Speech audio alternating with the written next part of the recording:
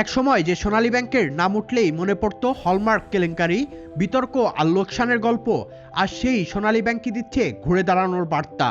রাষ্ট্রায়ত্ত এই ব্যাংক জানিয়েছে 2025 সালে তারা 8,017 কোটি টাকা পরিচালন মুনাফা অর্জন করেছে, যা ব্যাংকটির ইতিহাসে সর্বকালের সর্বোচ্চ রেকর্ড।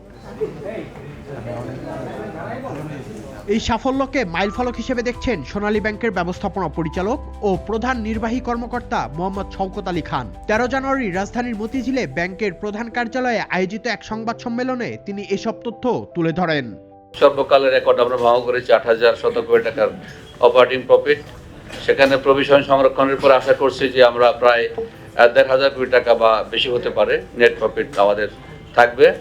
আমাদের সেল পার্সেন্টেজ 25 ডিসেম্বরে গত ক্লোজিং এর পরে 15.41%। এটা আমরা মনে করি এটা অনেকটাই কমাতে পেরেছি। তো এই বছর সামনের এই যে 26 সালে আমরা আশা করি সেটা হয়তো 11-12তে নিয়ে আসবো আমরা, এরকম আমাদের টার্গেট আছে। আগামী এই 26 এবং 27-এর মধ্যে আমরা সেটা অবশ্যই সিঙ্গেল ডিজিটের মধ্যে নিয়ে আসবো। সেটা আমাদের 3 বছরের একটা লক্ষ্যমাত্রা আমাদের আছে।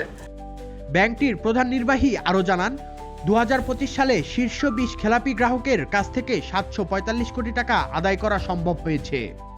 745 কোটি টাকা শীর্ষ 20 খেলাপির থেকে আদায় হয়েছে এবং সেটা আদায়ের প্রক্রিয়া সেগুলো চলমান আছে। আমরা বিভিন্ন ধরনের প্রক্রিয়া সেগুলো অনুসরণ করছি ব্যাংকিং বিধি মোতাবেক। শুধু মুনাফা নয়, ব্যাংকের ভবিষ্যৎ নিয়েও আশাবাদী সোনালী ব্যাংক কর্তৃপক্ষ। 2026 সালে সোনালী ব্যাংকের আর কোনো মূলধন ঘাটতি থাকবে না বলে জানান ব্যবস্থাপনা পরিচালক। একই সঙ্গে অতীতের সব অপবাদ কাটিয়ে ব্যাংকটির একটি শক্ত অবস্থানে ফিরবে বলেও আশা প্রকাশ করেন তিনি। Sadman Shaon, the financial express.